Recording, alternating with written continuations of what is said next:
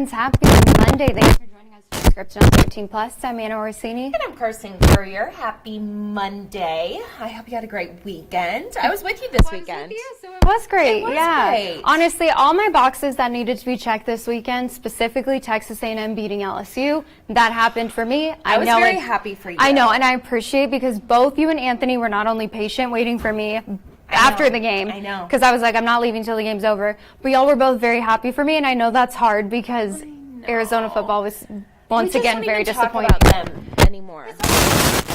Yeah. You just look forward to that. Exactly. And you can be an Aggie fan. And then deal. No disappointment. Deal. Perfect. Perfect. Love that. We love it. Well, we want to go ahead and take a look at a couple of different things happening today. So the first one is the woman involved in a fatal crash from nearly 5 years ago. She is scheduled to be sentenced on a charge of tampering with evidence. So Janet Haran faces up to 1.5 years in prison for that charge.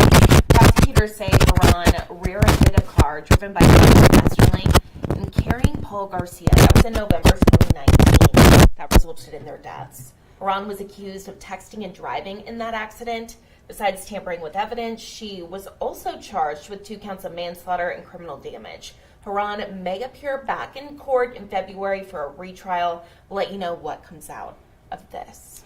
Now, of course, the big topic of discussion recently has been the election, and we are just 8 days now, a little less than 8 days away from the election. Yeah, we've been talking about it for so long. So just a couple of things that you want to keep in mind as you get ready to cast your ballot, or if you haven't yet. So again, 8 days away. So tomorrow, the last day that you can send your mail-in ballot back. You can drop them off at any voting location, though, through Election Day.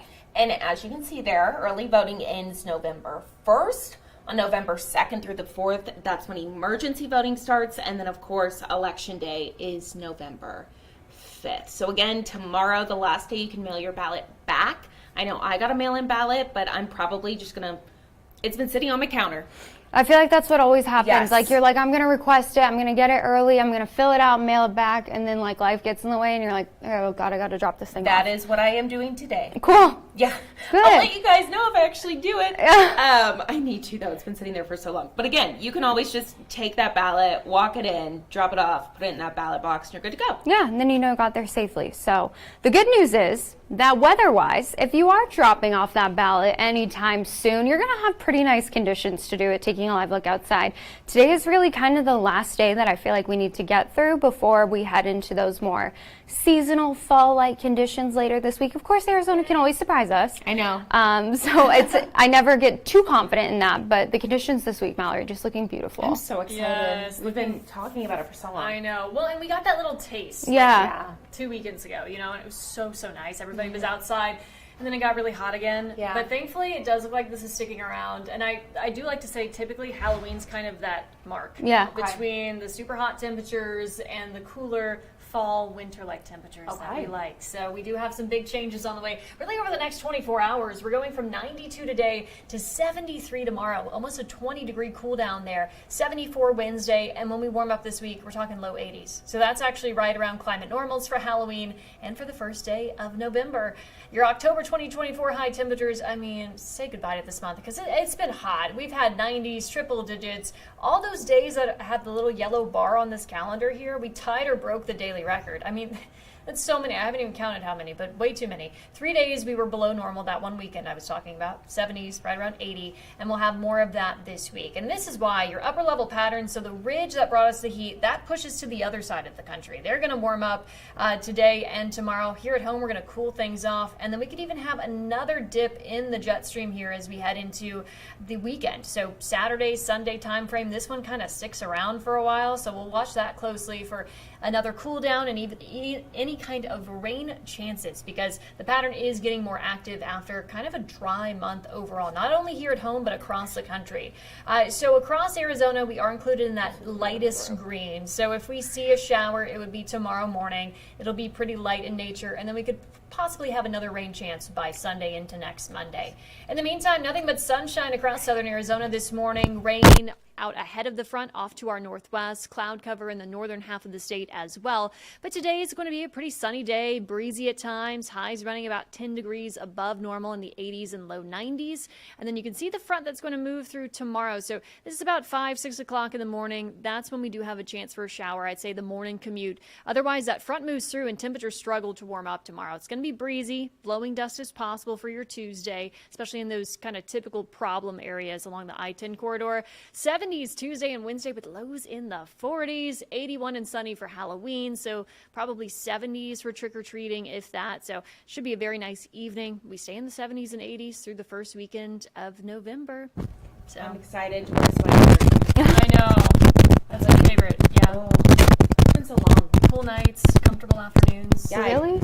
As soon as it gets below like 70 at night, She's when I leave for work, I came in this morning in the one in sweatpants sweatpants, yeah. and a crew neck. Like, I'm not messing with it. I don't want wear that all year round. I know, it's like an adult with a blanket. Like, I just like having the extra layers. Crew neck, yeah. I don't like the hood. It feels very, like, Yeah.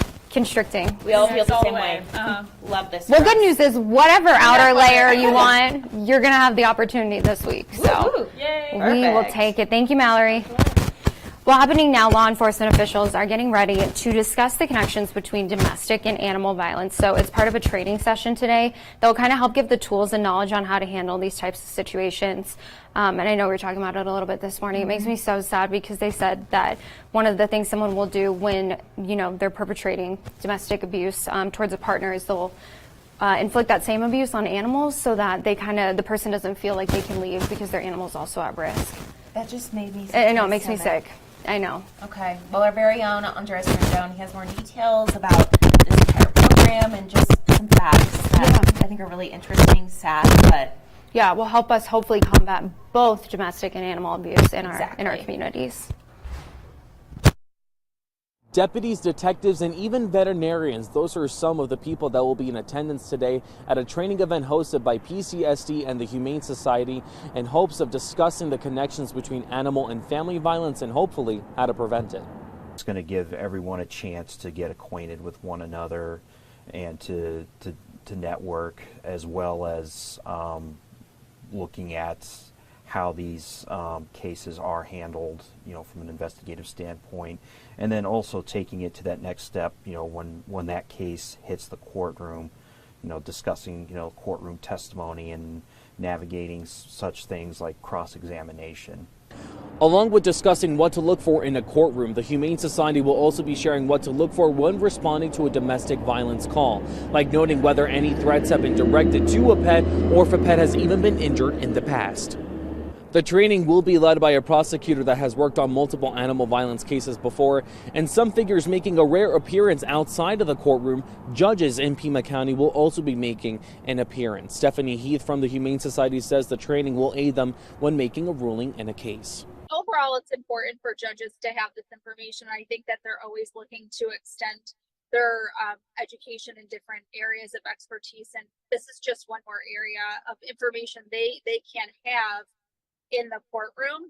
Today's training event focuses on the connections between family violence and animal violence, but the Humane Society did want to share that animal violence does have more connections with other areas of crime, such as human trafficking and gang activity. Near Benson and Kino Parkway, Andres Rendon, 13 News. And taking a look at one of the good side stories for you today. So a middle schooler in Virginia, she decided that her community needed a magazine just for kids, by kids, which I love because you never see. I used to flip through magazines all the time. I loved magazines. Or 17, yes. whenever there was the Pop. magazine sales. Is it K-pop or something like that? Something like that, and you made your mom sign up for the subscription.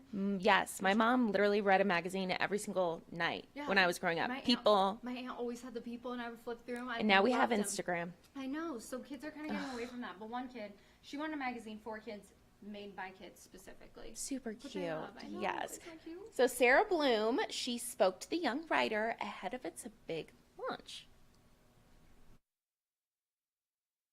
I already did a soul story about Mrs. Houston, our bus driver. Ira's a rising middle schooler and a kid that loves to write, but was looking for a chance to connect with other kids through her words.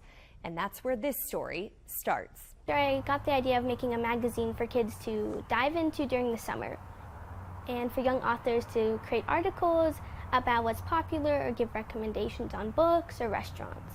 The magazine is called Soul Stir through Tree of Life Stories. We have some generous experts who are going to answer some questions on health like sleep, skincare, mental health, substance abuse and drugs that kids may have, and they might not have people around them who can answer it for them. So they will definitely help kids who have some questions. Kids choose the topics and teachers help review them.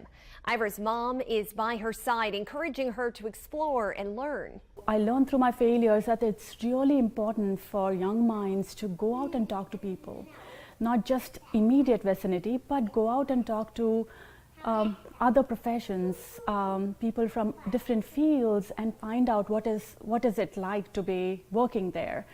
Once you have that open mind, then everything is easier for you. The topics are expansive, but one big one they're taking on is mental health in kids. Mental health is very big on this because they can ask about simple things like, how do I deal with grief? How do I deal with jealousy, which is very common amongst children, and they don't know how to process that. They are also transitioning into middle school, so a lot of bodily changes. How do you deal with overwhelming emotions? Kids age 5 to 15 have helped contribute to the first issue, and even Ivor's babysitter got in on the project, helping to create the comics inside. I think children are an underrepresented group as a whole, and I think that their voices are very important and need to be heard. She says the kids also learn conflict management and how to collaborate on an idea. The adults try to incorporate creative thinking, writing lessons, and team building. And I'm really proud of how far we've come. And we do want to let you know about a big game happening tonight. Crazy to believe it's almost basketball season, or I guess it. Sure. I know, but right? it's good for you. Arizona needs It this. really is, though. Yes. It couldn't come at a better time, I feel like, for Arizona fans. So the University of Arizona men's basketball team, they're hosting Point Loma Sea Lions, the official start of the 2024-2025 NCAA season, set for November 4th, but the Wildcats will take on PLNU in an exhibition game at the McHale Center. So tip-off tonight is set for 7 o'clock. So good luck, go Cats. Of course, it's just an exhibition game, so stakes aren't too high. But if you want something to do, I mean, it's fun just to get out there, see how the team is looking, and looking pretty good preseason. So hopefully better news for Arizona sports fans. I feel like every year we make it to, like, pretty high in March Madness, right? Like, we're doing really good, and then we just choke. And just blow it. Yeah. Yeah. Well, here's hoping that doesn't happen this year. Am I right? Well, remember that you can always watch Unscripted on 13 Plus right here on 13 Plus every day at 9:30. You can also join us on Android TV, YouTube TV, Apple TV, Amazon Fire TV, and Roku, or on our website, KOLD.com/livestream. Make sure that you select channel 2, but all the good things, all the campaign events ahead of the election next week. So, yeah, we'll have everything that you need to know happening throughout your day. Thank you so much for watching, and have a great Monday. We'll see you at 9:30.